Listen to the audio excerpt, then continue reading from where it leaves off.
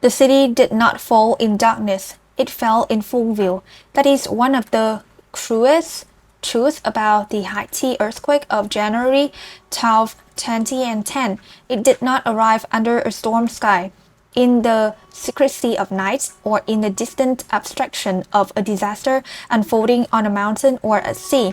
It came in the late afternoon, when streets were active, buildings were occupied, schools and offices were still full, and the capital was carrying the visible weight of ordinary human life. At 4:53 p.m., the ground beneath Port-au-Prince at the surrounding region convulsed, not gradually, not long enough for a city to understand itself in time. The shaking was violent, abrupt, and ruinously efficient. Concrete split, walls folded inward. Balconies fell, entire floors pancaked downward in seconds. Ministries, homes, churches, hotels, schools, clinics, apartment blocks, and businesses failed almost at once. Dust rose over the city in great choking clouds. Roads clogged with rubble, power failed, voices disappeared under impact and then returned as screams. What made Haiti's earthquake so horrifying was not only the force of the shaking, it was the fragility of everything the shaking touched. Earthquakes do not kill because the ground moves, they kill because buildings fail, and in Port-au-Prince, too many buildings were waiting to fail. The city's vulnerability had been built long before the fault ruptured. It lived in weak reinforcement, poor construction, overcrowded neighborhoods, informal expansion, limited regulation, poverty, and a capital carrying more people and more pressure than its structures were fully prepared to hold. From the streets, many buildings looked permanent. They had walls, concrete, weight, and the appearance of urban certainty. But under strong seismic force, appearance becomes meaningless. A city discovers in seconds what its buildings are really made of. And that afternoon, Port-au-Prince discovered the answer the hardest way possible. The city did not merely shake, it came apart. It is what still gives the disaster its peculiar and lasting aura. It was not a remote catastrophe observed from safety. It was collapse in broad daylight, visible and immediate. People watched buildings fail in front of them. They saw dust consume streets they had walked moments earlier. They saw the wounded stumble from ruins while the ruins were still failing. They saw schools turn into graves, churches into debris, offices into burial sites, and government itself crushed beneath the symbolic weight of its own buildings. Then came the first terrible silence. After major earthquakes, there is often a moment when the initial shaking stops and the world becomes horrifyingly still before the cries fully begin. It is a silence shaped by disbelief. People are alive but not yet convinced of what has happened. Then voices rise from beneath rubble. Names are shouted. Families begin digging with bare hands because no organized rescue system can arrive at the speed collapsed demands. Dust settles. After shocks begin, the living move into the streets. But the streets no longer function as streets. They become triage areas, morgues, camps, and corridors of confusion. And then night comes.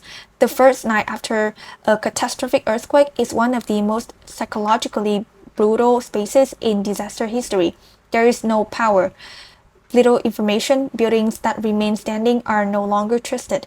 The injured wait under open sky. The trapped are still beneath concrete. The dead are everywhere and nowhere, because bodies are lost not only in collapse, but in the panic and skill of immediate survival. People who made it out sleep beside debris piles that may still contain their children, parents, neighbors, or friends. Every aftershock becomes a renewal of terror. In Haiti, that first night spread over a city whose institutions had also fallen. That made everything worse. Government ministries were damaged or destroyed. Hospitals were overwhelmed, damaged, or both. Roads were blocked, communications were broken. The systems needed to respond to catastrophe has themselves become casualties of the catastrophe. So the earthquake was never just a geologic event, it was the collapse of response capacity at the exact moment response was needed most. That is why the 2010 Haiti earthquake remains one of the defining urban disasters of the 21st century. Not because it was the largest earthquake ever recorded, it was not because earthquake had ever destroyed a capital before they had, but because it struck a city already living inside structural fragility, and in 1 minute of shaking, it exposed how quickly that fragility could turn into mass death. The fault released underground, the buildings failed above, and in between these two fights, an entire capital entered ruin. The Haiti earthquake struck on January 12, 2010 at 4:53 p.m. near Port-au-Prince, the capital of Haiti. The earthquake measured magnitude 7.0, but its destructive power cannot be understood by magnitude alone. It was shallow, close to the capital, and concentrated its force on one of the most densely populated and structurally vulnerable urban areas in the country. The consequences were catastrophic. Death estimates vary and remain debated, but the toll was widely believed to be in the hundreds of thousands. Hundreds of thousands more were injured. More than 1 million people were displaced. Homes, schools, hospitals, government offices, hotels, churches, roads, and public buildings were destroyed or heavily damaged. Entire neighborhoods were reduced to concrete ruins. Families vanished inside homes and apartments. Children were trapped in schools. Ministries collapsed. Public authority itself appeared physically broken. This was not simply an earthquake in a poor country. It was an earthquake in a fragile capital. That distinction matters because Port-au-Prince was not only the largest city in Haiti, it was also the center of politics, administration, commerce, transport, and much of the country's already strained institutional life. When the earthquake struck, it did not just hit buildings, it hit the systems needed to manage the aftermath of destroyed buildings. That is why the disaster became so severe so quickly. Medical capacity was damaged while injuries multiplied. Government buildings failed while coordination was needed. Roads were blocked while rescue should have accelerated. Communication broke while families searched for each other. The city had to survive catastrophe while also having many of the tools of survival stripped away in the same minute. The earthquake triggered an enormous international humanitarian response. Search and rescue teams arrived from abroad. Aid organizations mobilized. Military resources were deployed. Medical staff, engineers, logistics specialists, journalists, and volunteers poured into Haiti.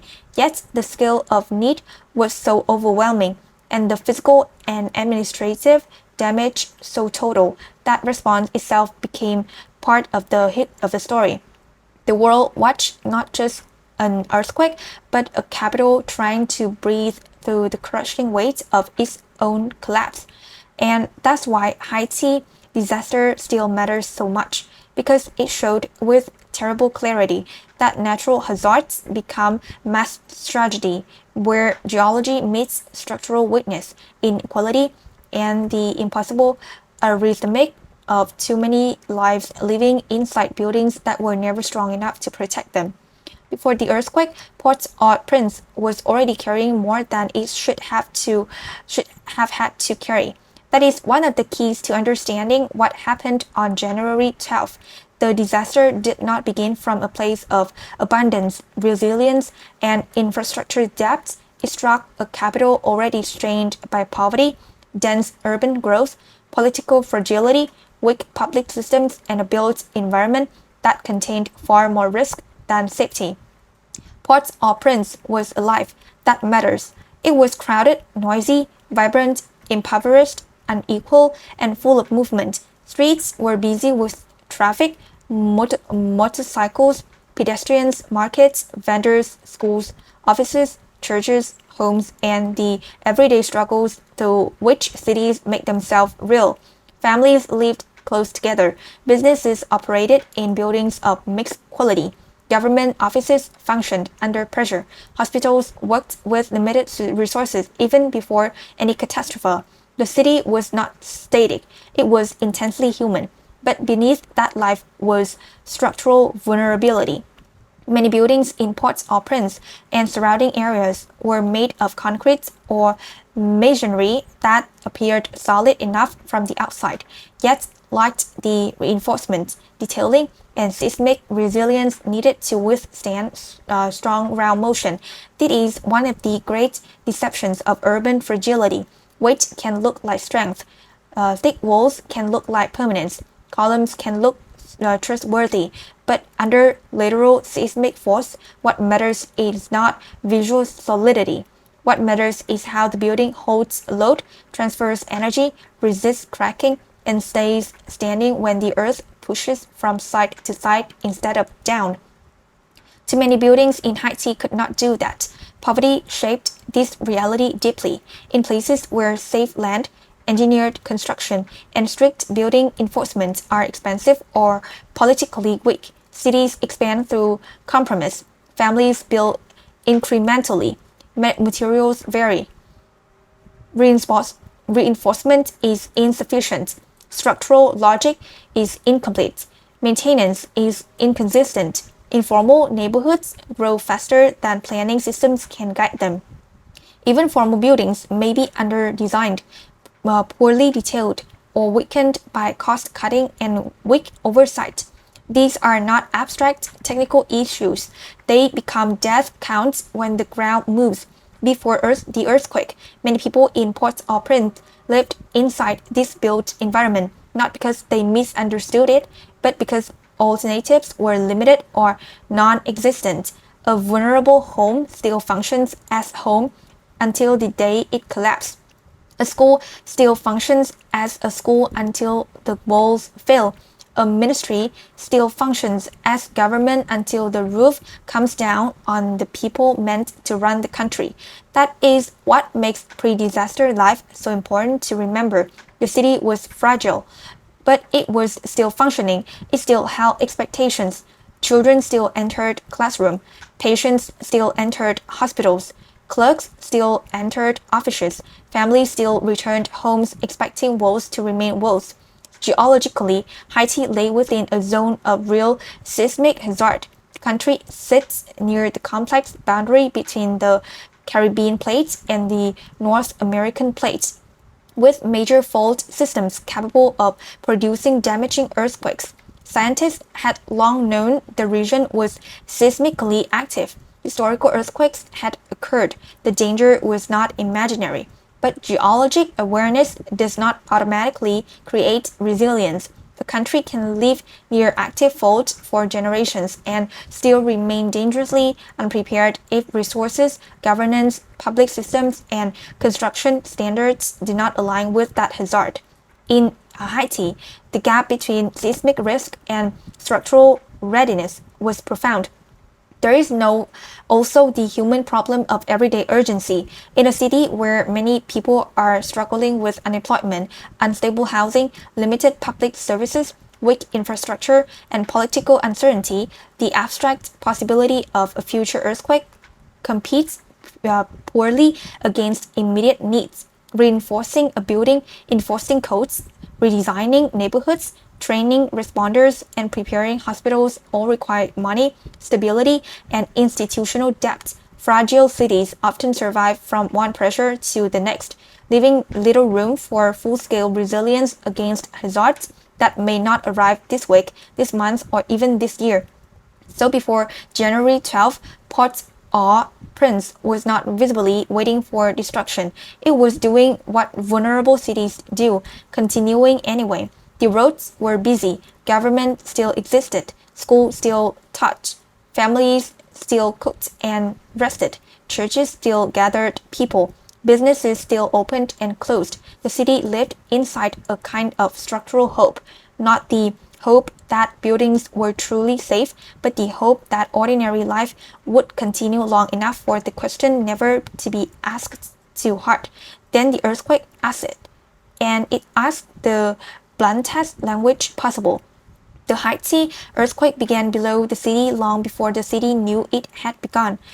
Earthquakes are the release of stress stored in rock. The crust does not sit quietly in a perfect stillness.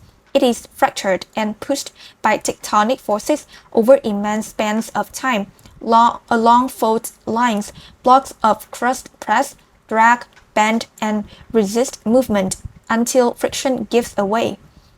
When that happens, the fault slips, and the stored elastic strain is released in the form of seismic waves. Those waves radiate outward through the earth and across the surface. What humans feel as shaking is the passage of that energy through soil, rock, and built structures. The earthquake in Haiti measured magnitude 7.0. On paper, that is severe but not unprecedented globally.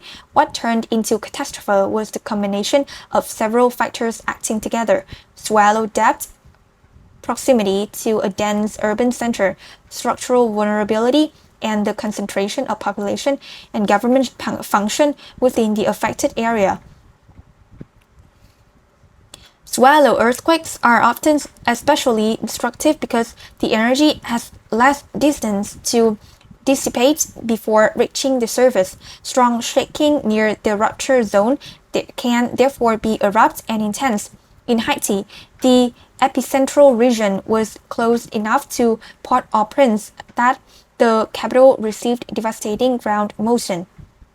But again, magnitude alone does not explain the human toll.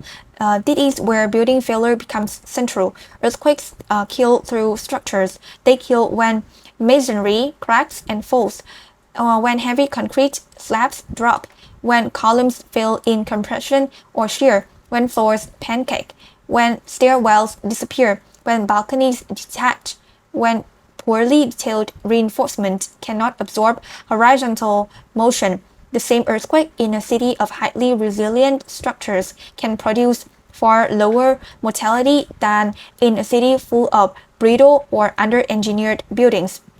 That is what Haiti revealed so brutally. Concrete buildings in particular can become deadly when they are poorly designed or built.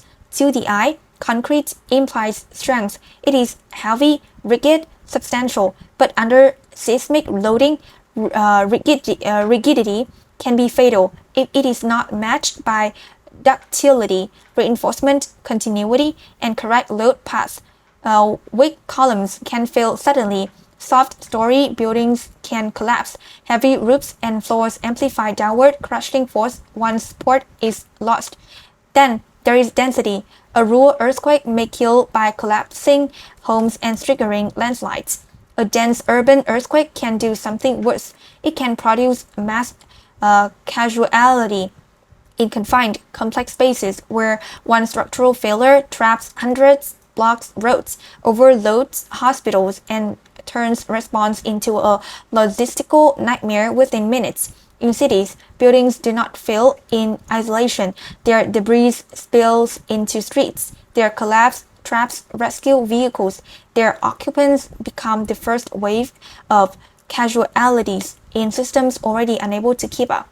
Local geology can intensify danger too. In some urban areas, soft sediments or filled ground can amplify shaking or alter how seismic energy behaves near the surface. This can worsen damage compared to nearby areas built on firmer ground. Earthquakes are therefore not equal even block to block. They are filtered through the local subsurface, then through the buildings, then through the inequalities of who occupies which buildings. And then come aftershocks. After a major quake, the crust continues adjusting through subsequent smaller quakes. These aftershocks are dangerous because they strike a city already damaged and terrified. Survivors avoid buildings. Rescuers work under continuing risk. Cracked structures collapse later. Fear deepens because the earth has not yet finished speaking. It is another reason these disasters are so psychologically severe. unlike hurricanes, which can at least be tracked in approach, or tsunamis, which often follow a physically distinct event. Earthquakes rupture suddenly and then continue threatening after the main shock has passed. The city is never granted a clean line between impact and aftermath. In Haiti, this scientific chain turned into social catastrophe. Stored tectonic strain released, seismic waves hit the capital, vulnerable structures collapsed, density multiplied, casualties, roads and institutions failed after shocks deepened fear, and the systems required to save the living were already buried under the same concrete as the dead. That is why Haiti earthquake cannot be understood simply as a natural event. The geology explains the shaking, the city explains the scale of ruin. At 4:53 p.m., the earthquake struck. This matters because the timing shaped the emotional and physical character of the disaster. The city was awake, moving, occupied. People were in offices, churches, schools, hotels, homes, and traffic. Unlike a night earthquake, which turns sleep into entrapment, Haiti's earthquake unfolded in front of conscious witnesses. People saw walls crack, they saw floors fail, they saw neighbors disappear in dust and collapsing concrete. The main shock was severe and sudden. Buildings did not have time to look dangerous before many of them became dangerous. Government buildings collapsed. Hospitals were damaged or destroyed. Schools failed. Hotels and apartment blocks came down. Entire streets were instantly transformed by debris, panic, dust, and injury.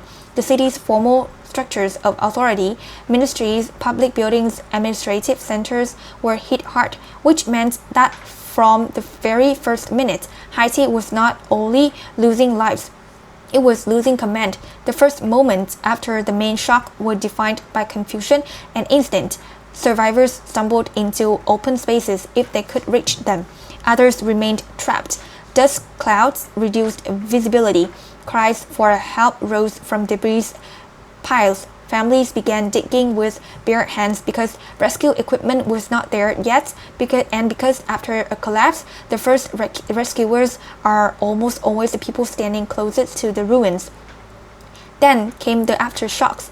That second phase matters enormously. Buildings left partially standing became objects of terror. No one wanted to re-enter them, and yet many new loved ones might still be inside. Streets, courtyards, parking lots, and patches of open ground filled with the living, while the trapped remained inside structures too unstable to reach, to search safely, and too urgent to ignore.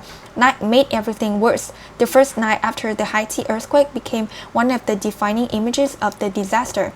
Enormous numbers of people sleeping outside in fear, shock, grief, and uncertainty.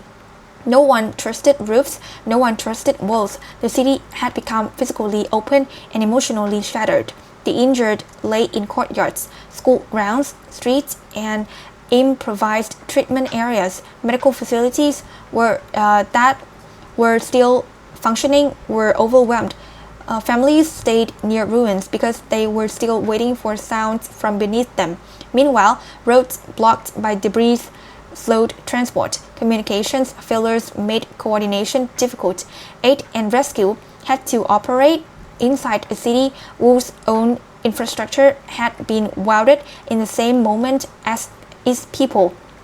This is one of the reasons the Haiti earthquake's aftermath felt so severe so quickly. Every hour mattered, but the city could not move at the speed strategy required. As international response began to arrive, the timeline widened again. Search and rescue teams from multiple countries worked through collapsed structures, trying to find void spaces where survivors might still be alive. Doctors established improvised care spaces. Military and aid logistics struggled to bring supplies into an urban zone already overwhelmed by need. Water and sanitation concerns grew. Terror became urgent. Public order, medical treatment, triage, transport, burial, and international coordination all had to happen at once. But the most terrifying part of the timeline remains the beginning, because the city did not have time to become afraid before it became broken. That is what gives Haiti's earthquake its distinct emotional shape. A storm allows dread to grow. A wildfire can sometimes be watched approaching. A volcano can smoke for weeks. Port-au-Prince received no such gradual surrender. The capital was alive 1 minute, collapsing the next, and then trying to survive its own ruins before the dust had been finished settling. A university student trapped beneath a collapsed building later described the first minutes not as pain but as disbelief. She could hear voices nearby, then only pieces of them, then less and less. Dust filled the air so thickly that breathing itself became work. She could not tell how much of the building remained above her or whether any movement could make it worse. In earthquake entrapment, time loses its ordinary meaning. You stop thinking in hours and begin thinking in breaths. Sounds shifts in weight, and whether anyone on the surface has hurt you yet. A mother who survived the collapse of her home spent the first night outside with her children, and the remains of her neighborhood spread around her.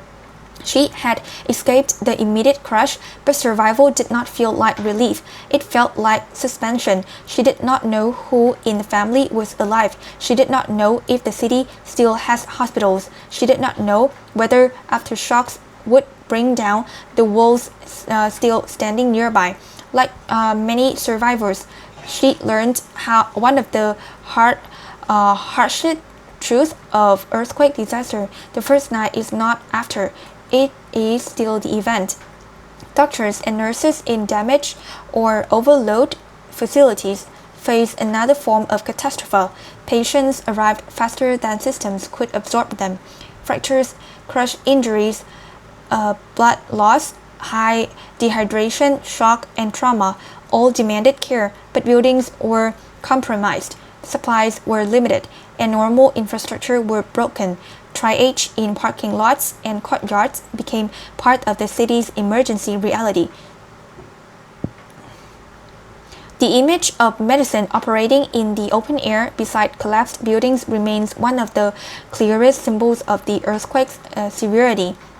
There were also the invisible human stories, the ones buried in casualty counts, school children who never made it out of classrooms, hotel workers who died while trying to guide guests, government staff trapped in collapsed ministries, entire households buried together, children found alive beside dead relatives, families that survived in pieces, and then spent weeks trying to determine which pieces remained. This is why the disaster cannot be understood only through numbers. Because every fatality estimate contains rooms, every building collapse contains names, every mass displacement contains people who once knew exactly where homes were and then had to learn what it meant to live without walls they trusted. The aftermath of the Haiti earthquake was immediate, overwhelming, and prolonged. The first challenging was rescue, but rescue in a crushed capital is never only about courage. It is about access, equipment, roads, communications, medical capacity, logistics, and time. Haiti had too many trapped, too many injured, and too little functioning system left to manage all of them quickly enough. International rescue teams saved lives, but they entered a city where the scale of collapse outran even global sympathy. Then came displacement. Large numbers of people could not return home because home no longer existed or because surviving structures were too dangerous to enter. Camps spread through open spaces, roadsides, vacant land, and improvised shelter zones. Tents, tarps, and temporary arrangements became a new geography over the broken capital. This is one of the most painful transitions in earthquake aftermath.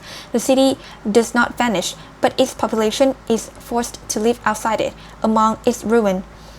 Water and sanitation became urgent. Medical care remained overwhelmed. Public health risks increased.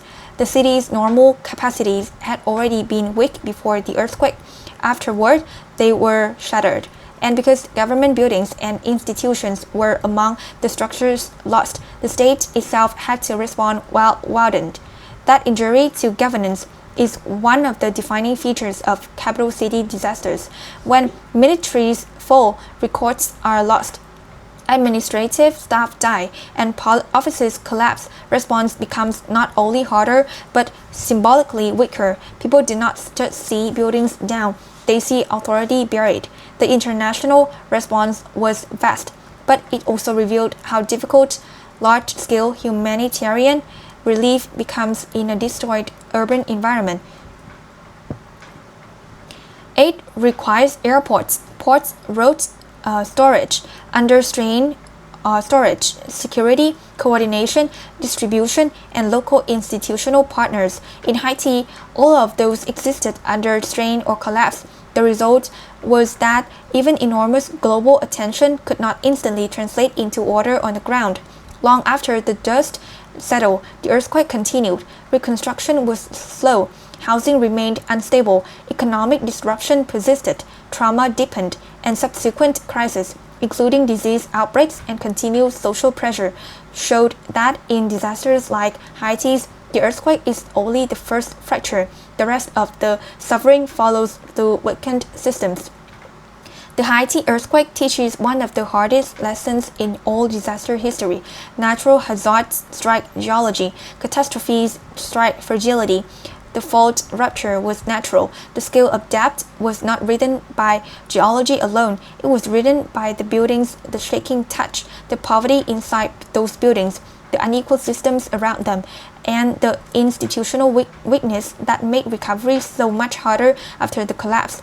This does not make the earthquake less real. It makes the disaster more complete, because earthquakes reveal that a city has already built into itself.